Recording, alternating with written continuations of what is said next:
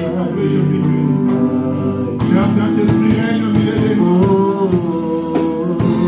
Tu es le Dieu de gloire, tu es le Dieu d'amour, tu es le Dieu tout-puissant. Sois béni, sois loué. Au nom puissant de Jésus, ainsi nous prions. Et nous disons, merci Seigneur Jésus-Christ. Amen. Je te salue au nom puissant de Jésus. Je salue aussi tous nos bien-aimés qui nous suivent en ligne. Que le Seigneur vous bénisse richement. Est-ce qu'il y a la joie? Ok, s'il y a la joie, on va applaudir à notre roi des rois, le Seigneur des Seigneurs. Jésus est le roi, il est le Seigneur. Ok, sans plus tarder, nous ouvrons nos Bibles dans le livre de 1 Thessaloniciens chapitre 5, versets 12 jusqu'à 15.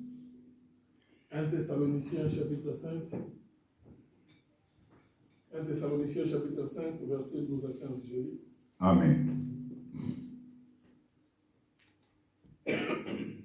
Nous vous prions, frères, d'avoir de la considération pour ceux qui travaillent parmi vous, qui vous dirigent dans le Seigneur et qui vous exhortent. Ayez pour eux beaucoup d'affection à cause de leur œuvre. Soyez en paix entre vous. Nous vous prions aussi, frères, avertissez ceux qui vivent dans le désordre. Consolez ceux qui sont abattus, supportez les faibles, usez de patience envers tous. Prenez garde que personne ne rende à autrui le mal pour le mal, mais poursuivez toujours le bien, soit entre vous, soit envers tous. Parole du Seigneur. Ah, ok, nous prenons nos places, que le Seigneur ajoute l'explication à la lecture de sa parole. Sans plus tarder, nous voulons partager quelque chose encore qui est très important. Bien aimé, dans ce passage, l'apôtre Paul donne, il y a des séries d'exhortations très pratiques à l'église de Thessalonique. Et ce verset nous montre à quoi ressemble la vie chrétienne équilibrée. La vie chrétienne équilibrée, c'est-à-dire des relations saines, une attitude spirituelle juste pour marcher et guidé par le Saint-Esprit. Amen. Ce texte peut être enseigné aussi autour de quelque chose que je vais partager ce matin. C'est les relations dans l'Église. Amen. Les relations dans l'Église. Parce que vous savez,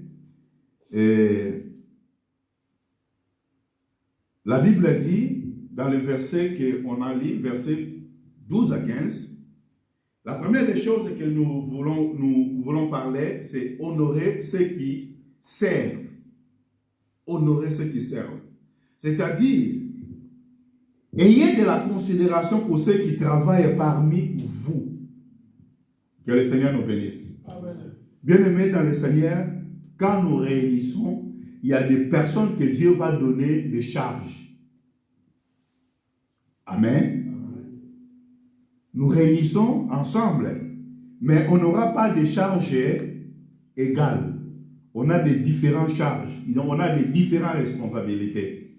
Or, dans l'Église, si nous voulons que le Seigneur marche avec nous, si nous voulons que nous puissions vivre la croissance parmi nous, bien aimés, nous sommes appelés de pratiquer ces choses. Parce que c'est ça. Aujourd'hui, je viens pour exhorter l'Église. Cette exhortation, c'est très capital, c'est très important. Cette exhortation qui va nous permettre, si nous pratiquons de telles choses, nous allons vivre la grandeur ou de bonnes choses au milieu de nous. Paul rappelle que la responsabilité ou les responsables spirituels ne sont pas parfaits. La première des choses que bien-aimé Paul nous voulait nous enseigner, c'est ça. Que quand Dieu élève quelqu'un parmi nous, quand Dieu donne la responsabilité à quelqu'un parmi nous, ce n'est pas que Dieu a trouvé cet homme parfait. Que le Seigneur nous bénisse. Amen. cet homme que Dieu peut établir au milieu de nous, ça peut être un homme ordinaire comme tout le monde. Amen. Donc ce n'est pas un homme parfait, mais il porte une charge importante. Que le Seigneur nous bénisse. Toutes les personnes qui vont prendre des charges, des responsabilités, c'est-à-dire, tu dois considérer cet homme comme un homme normal. Il n'est pas un homme parfait. Mais tu dois savoir que cet homme, à partir d'aujourd'hui, il va porter une charge qui est très importante. Amen.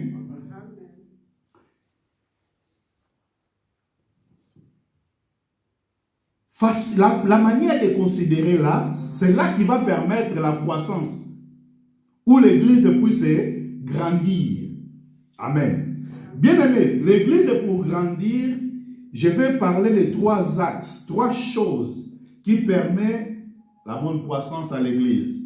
J'ai déjà parlé à ça plusieurs fois, mais le Seigneur, il veut que ce matin, qu'on puisse répéter encore ces choses. Bien aimé, Papa, si tu peux nous refaire encore cette lecture à partir du verset 12.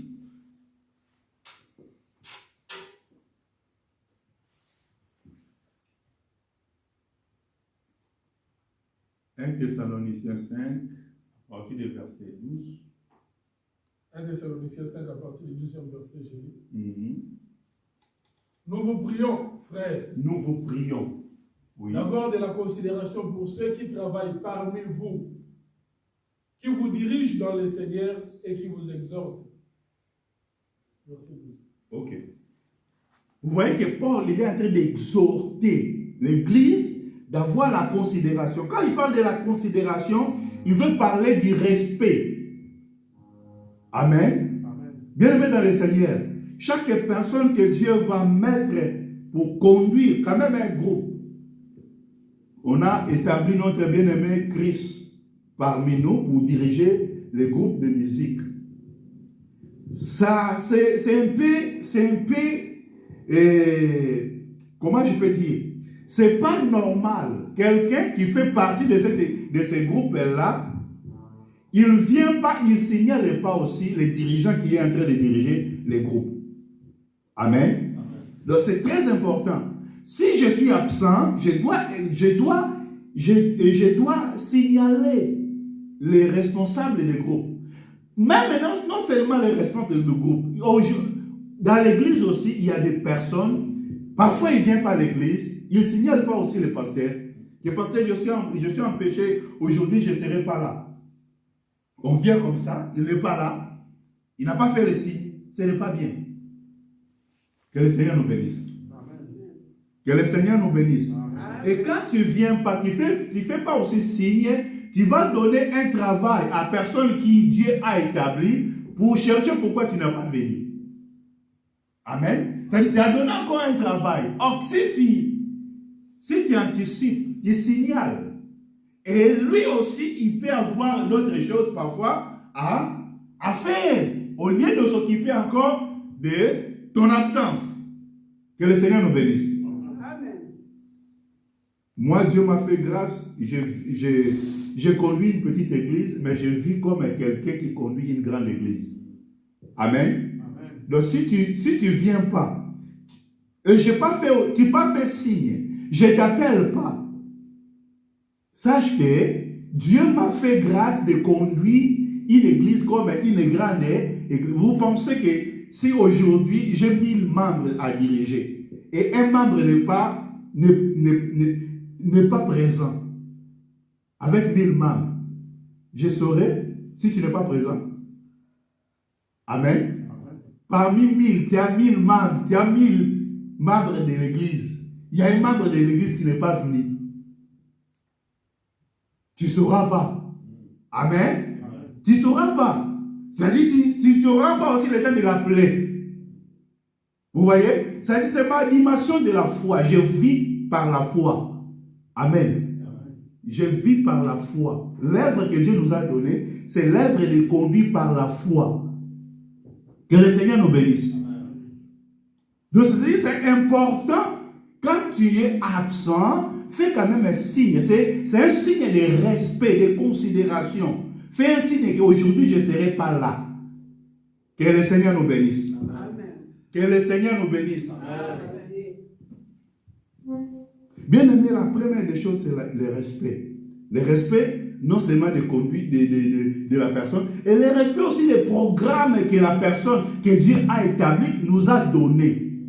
Quand il a établi un programme, que cette semaine, nous allons marcher comme ça, nous sommes appelés de respecter aussi. Si tu es empêché, tu es aussi appelé de signaler que là, je ne serai pas. Que le Seigneur nous bénisse. Amen. Aujourd'hui même, il y a des groupes. Il y a des groupes de WhatsApp. Tu ne viens pas, tu signales dans le groupe de WhatsApp que je serai absent. Mais tu verras qu'on a le groupe de WhatsApp, la personne qui ne vient pas, il ne signale pas aussi. Ce n'est pas vraiment, ce n'est pas bien. Et le respect aussi qu'on peut parler même, et le respect de l'air. Nous sommes en train de répéter à ça. Amen. Amen.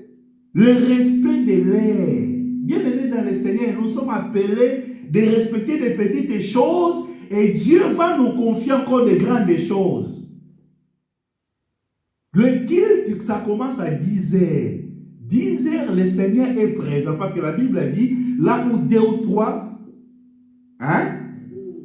là où 2 ou 3 sont réunis, Dieu est au milieu d'eux. Imaginez que Dieu est venu, Dieu est présent. Aujourd'hui, si nous avons une réunion avec, je ne vais pas aller loin, seulement avec le monsieur le maire de Saint-Nazaire, qu'on va commencer à 10 heures. Toi, tu vas arriver à 9h30 ou à 9h40. Tu ne vas pas finir à 10 heures. Si tu es vraiment invité dans cette réunion-là, amen, tu es invité, monsieur le maire est déjà rentré, et toi, tu n'es pas encore arrivé. Tu auras même honte d'entrer, non? Amen. Mais bien aimé, si les choses physiques comme ça, ça nous enseigne pas comment on peut comprendre les choses de Dieu. Mais c'est le maire, il est la première personne de Saint-Nazaire. Au-dessus de monsieur le maire, il y a le préfet. Je n'ai pas encore parlé des préfets. Même si je ne vais pas parler même de toutes ces personnes-là, je vais parler seulement de ton responsable du travail. Là où tu travailles.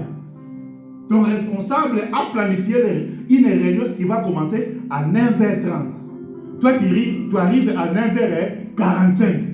Tu es aussi calme. Que le Seigneur nous bénisse. On doit faire cet effort-là. On doit respecter les choses. On doit respecter les choses. La deuxième des choses que je vais parler, c'est de la reconnaissance. La reconnaissance, c'est très important, bien aimé. La reconnaissance. Reconnaître la personne que Dieu a mis devant moi.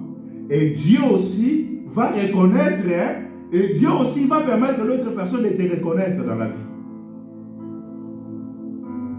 Que le Seigneur nous bénisse. Amen. La reconnaissance aussi envers des choses que Dieu il est en train d'opérer dans nos vies. On doit témoigner, on doit être reconnaissant vers Dieu. Témoigner ce que Dieu il est en train de faire. C'est ça qui peut grandir l'église. Quand Dieu opère des choses au milieu de nous, il faut avoir le temps de témoigner.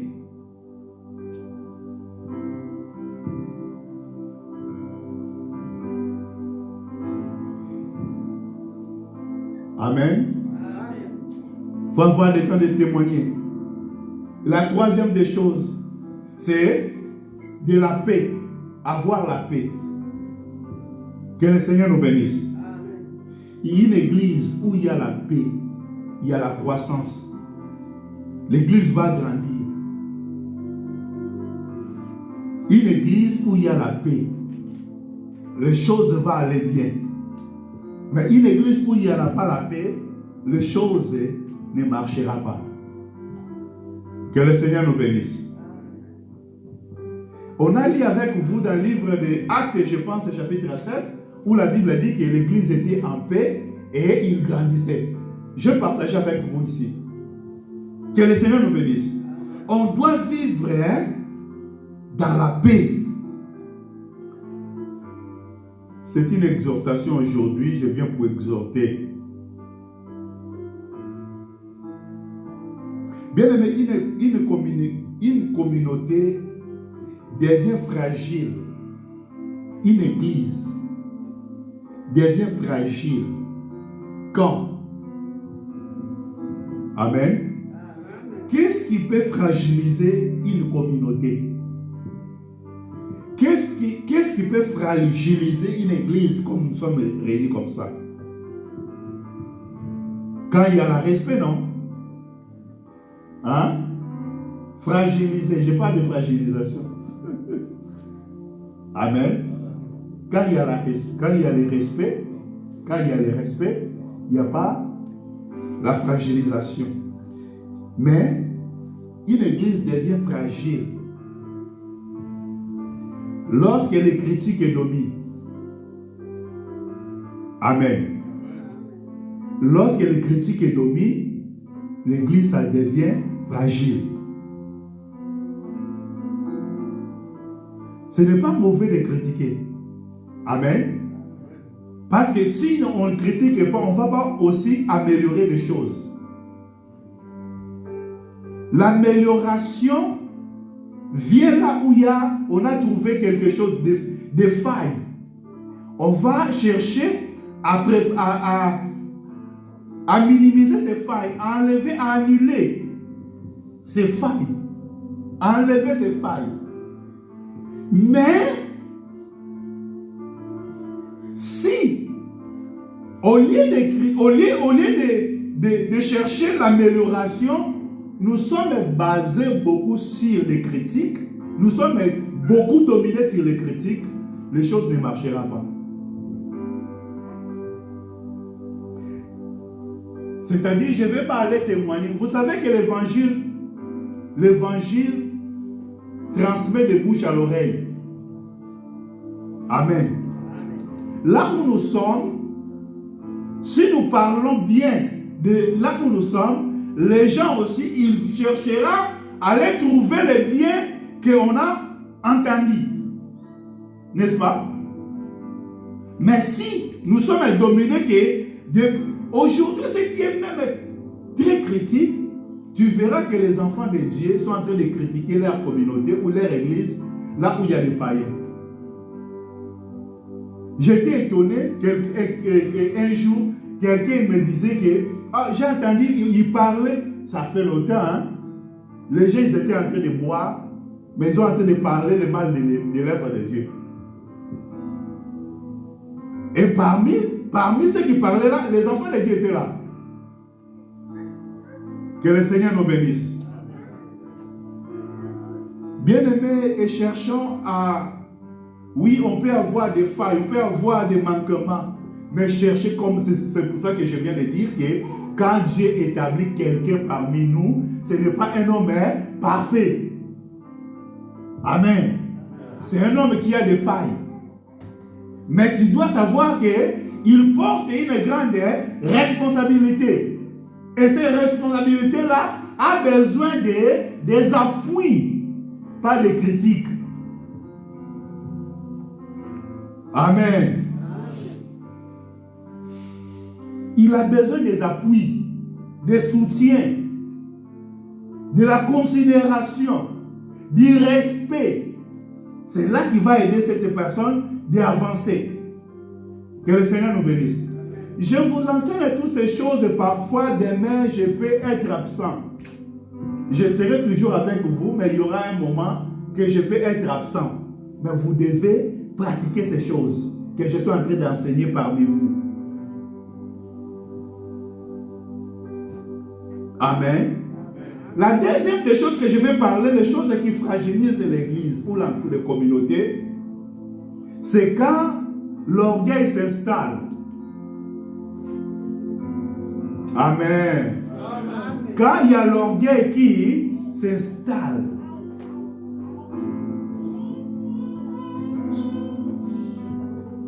À la personne que vous avez établie, il n'est pas compétent, c'est moi qui est compétent. C'est moi qui devais être là. Amen. Ça, c'est l'orgueil. Tu as des capacités, lui aussi a des capacités. Chaque personne a des capacités. Amen. Chacun de nous, Dieu qui nous a appelés, il nous a donné des capacités qui sont différentes. Bien-aimé, regarde ta face, ta figure est différente avec le figure de la personne qui est à côté de toi. Cela s'explique que lui, il a des choses différentes que toi. Amen. Mais nous sommes appelés de travailler ensemble. C'est la complémentarité. On va nous compléter. Que le Seigneur nous bénisse. On doit nous se compléter. Mais aujourd'hui, il y a beaucoup l'orgueil qui règne. Bien aimé, cherchons que l'orgueil ne s'installe pas au milieu de nous. Amen. Est-ce que je suis orgueilleux? Je suis comme votre conducteur. Je suis orgueilleux. Dis sincèrement, si tu vois que je suis orgueilleux, tu me dis que tu es orgueilleux.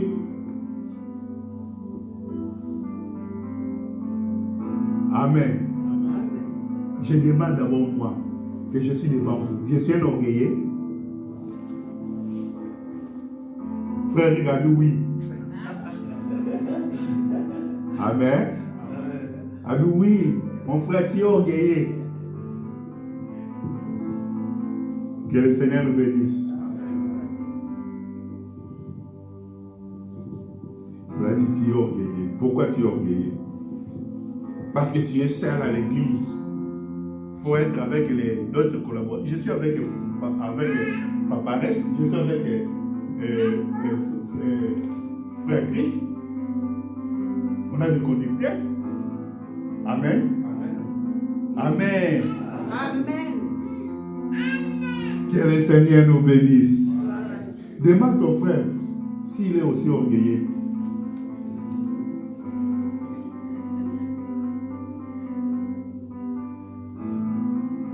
La troisième des choses, c'est quand la division grandisse. Quand la division grandisse, ça fragilise la communauté. Amen. La division, on a déjà parlé de telles choses, mais le Seigneur a fait qu'on puisse reprendre ça aujourd'hui encore, parce que ce sont des choses qui fragilisent la communauté. Mais une communauté devient forte lorsque chacun apprend. Hein? Quand moi j'apprends, frère Chris apprend, papa Rex apprend, frère Régis apprend, frère Eric apprend, de chacun de nous, papa Miss, chacun de nous, maman Isabelle, maman Asso, maman Irène, chacun de nous, quand nous apprenons, hein, maman Élisée, quand nous apprenons à faire quoi? L'église, ça devient fort quand nous apprenons à faire quoi?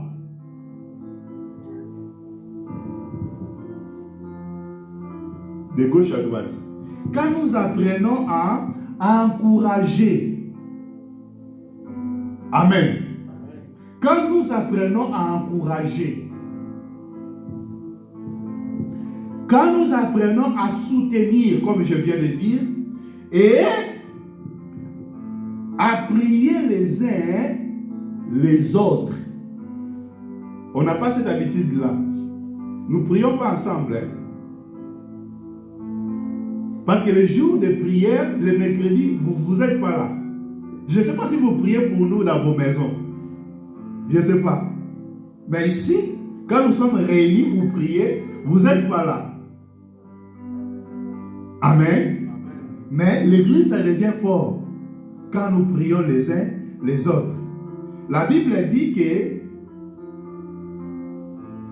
Pierre était en prison. Hérode avait saisi Jacques. Après avoir décapité Jacques, et cet acte avait suscité, donc le peuple, ils ont trouvé ça, c'était quelque chose de bien. Et il a mis encore les mains sur Pierre. Et quand il a pris Pierre, il a mis Pierre dans une prison.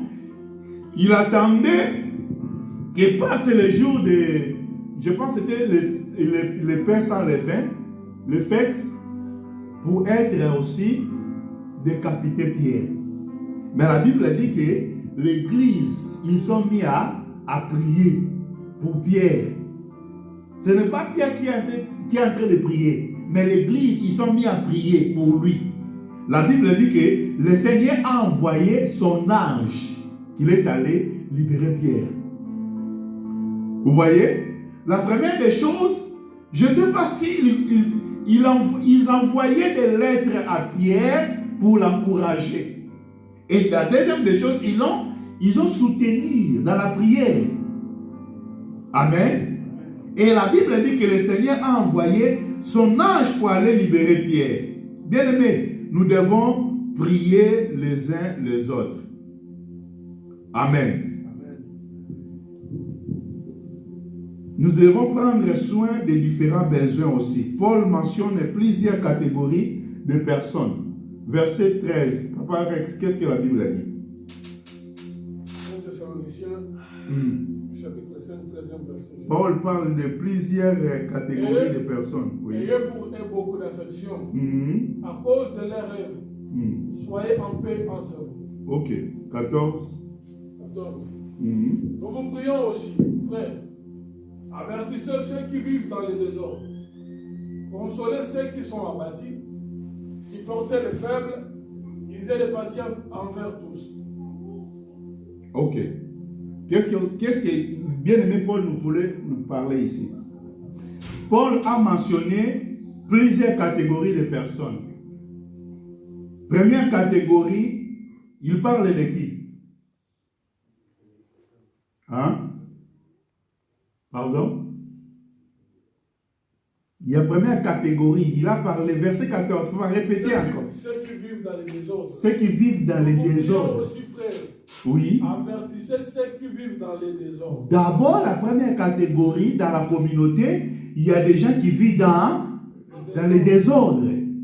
C'est la première catégorie de personnes qu'on peut avoir au milieu de la communauté. Et la deuxième, la Bible dit que ceux qui sont découragés. Amen. Et la troisième des choses, des personnes qui sont faibles. Il y a ceux qui sont venus dans les désordres, il y a ceux qui sont découragés, abattus, et ceux qui sont faibles. Trois sortes de catégories. Amen. Donc, c'est-à-dire, on doit identifier parmi nous, quand nous venons, on doit identifier ces trois catégories dans notre communauté, dans notre église. Quand nous venons comme ça, il ne faut pas imiter tout le monde. Tu dois savoir que dans une communauté comme ça, il y a ces trois catégories de personnes. Ceux qui vivent dans les désordres, là, ils ne respectent pas le conducteur. Est-ce que vous me comprenez? Ceux qui vivent dans les désordres, ils ne respectent pas tous les programmes qu'on peut faire, qu'on peut donner. Ça ne les concerne pas.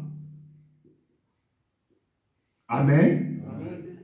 Ce sont des gens au milieu des communautés. Et la deuxième des personnes sont des gens qui sont découragés. Ils ont la volonté de servir, ils ont la volonté d'aller avant, ils ont la volonté de contribuer. Mais il y a d'autres qui ont parlé des choses qui ont affecté leur vie. Ils sont découragés. Amen. Et il y a ceux qui sont faibles. Ceux qui sont faibles, là, ce sont, on peut dire, ceux qui viennent de commencer la vie chrétienne. Bien aimé, quelqu'un qui a aujourd'hui, moi j'ai commencé l'église, j'ai commencé à prier quand j'avais 12 ans. J'ai prié à Bima, j'ai prié à l'église Kimbangi, j'ai prié à Armée du Salut, j'ai prié à Néo-Apostolique, j'ai changé d'église. Il vient quand vous donnez le programme, Il ne respecte pas ses programmes. C'est quelqu'un qui vit dans les désordres. C'est quelqu'un qui vit dans les désordres. Amen. Et de telles personnes sont beaucoup aussi influents.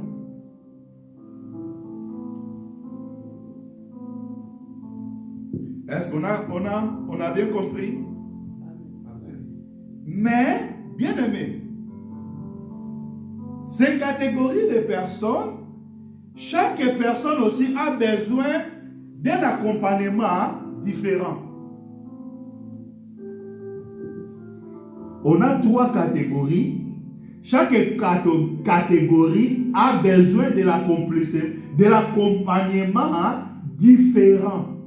On ne peut pas accompagner tout le monde de la même manière. Non. On a l'accompagnement différent. Quelqu'un qui vit dans le désordre a besoin de l'accompagnement. Quelqu'un qui est découragé a besoin aussi d'un accompagnement. Quelqu'un qui est faible a besoin aussi d'être accompagné. Mais qu'est-ce que bien aimé Paul nous parle d'abord pour ceux qui vivent dans le désordre? Comment on peut accompagner de telles personnes? Amen. Verset 14, papa, nous sommes toujours là. Qu'est-ce qu'il a dit? Pour ceux qui vivent dans le désordre, il a dit quelque chose. Ils ont besoin de quelque chose. Avertissez. Ah, ils ont besoin de l'avertissement. Est-ce que l'avertissement, c'est une consolation? Non. Amen. L'avertissement, c'est une consolation? Non. Amen. C'est-à-dire, les gens, les personnes dans la communauté qui vivent dans les désordres, ils ont besoin d'être avertis. Ce que tu fais, ce n'est pas bien. Ne continue pas à faire ça. C'est ça l'avertissement. Comme je suis en train de parler, je suis en train de répéter, je répète chaque fois des choses. Ce sont des avertissements que je donne. Que le Seigneur nous bénisse. Quand je parle, je donne des avertissements. Amen. Et la deuxième des choses, ce sont des personnes découragées qui ont besoin d'être consolées. Qu'est-ce que bien-aimé Paul a dit? Consoler ceux qui sont abattus.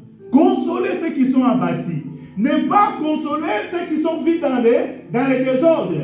Mais consoler ceux qui sont abattus, ceux qui sont découragés. Nous sommes appelés de consoler ceux qui sont découragés, ceux qui perdent le courage. Et la troisième des choses, il a dit quoi encore? Supporter les faibles. Ah, soutien. On parle un soutien à ceux qui sont faibles. Ce n'est pas quelqu'un qui a déjà 40 ans dans la vie chrétienne, on va le soutenir encore. Non, ça, il vit dans les désordres. Est-ce que vous me comprenez bien? Amen. Il vit dans les désordres. Il a besoin d'être averti. Est-ce que ça nous aide? Papa Rex. Ils aient de patience envers tous. Ah, vous voyez? Là maintenant, il a englobé tout.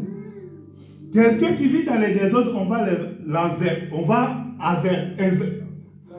l'avertir. Hein? Après, on va quand même utiliser aussi quoi? De patience. Patience. Parce qu'on attend que le Seigneur puisse faire quelque chose à lui. Que le Seigneur nous bénisse.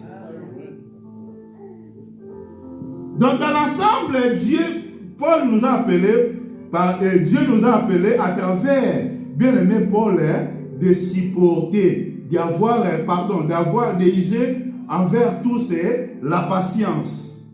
Bien aimé, dans toutes ces choses, ce qu'on peut vivre comme pratique au milieu de nous, c'est-à-dire la maturité spirituelle, ça se voit dans la manière dont, nous traitons chaque personne ou des personnes difficiles.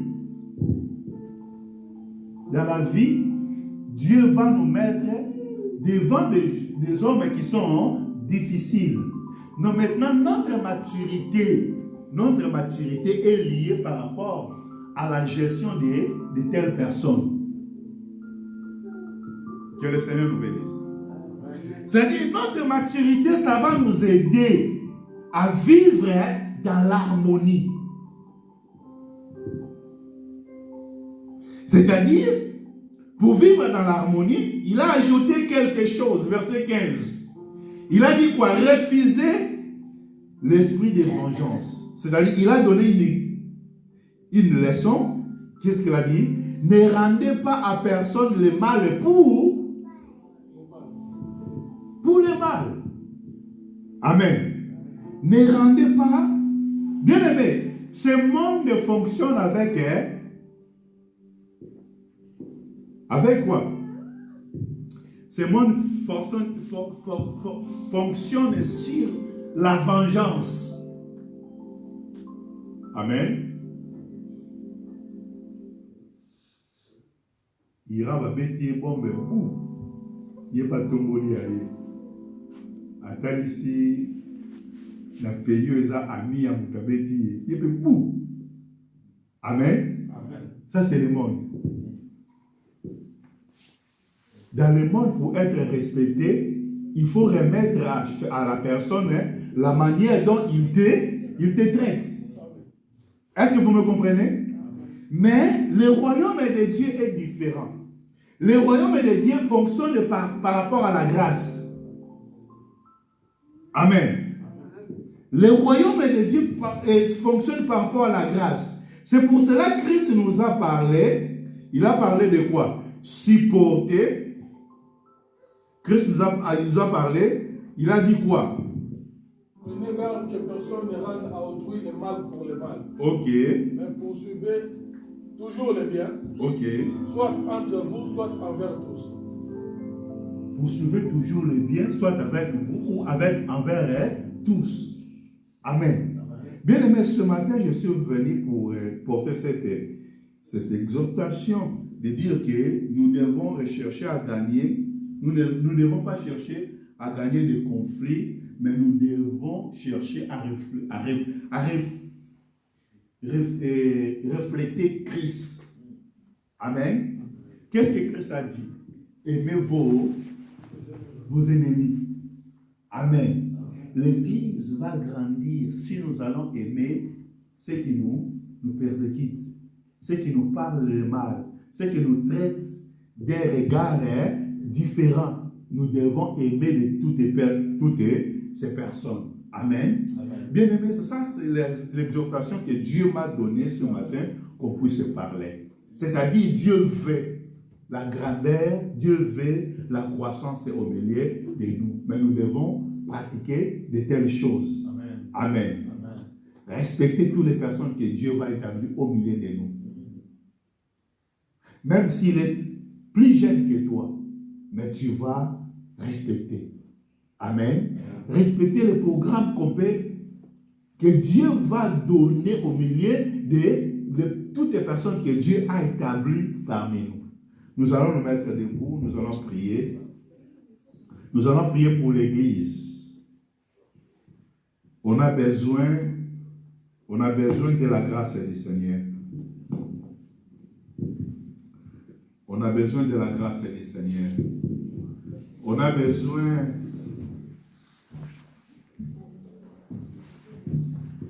de cette bonne relation dans notre assemblée. Nous allons nous mettre debout. Nous allons prier le Seigneur. On va chanter avec nos chants et en même temps nous remercions le Seigneur.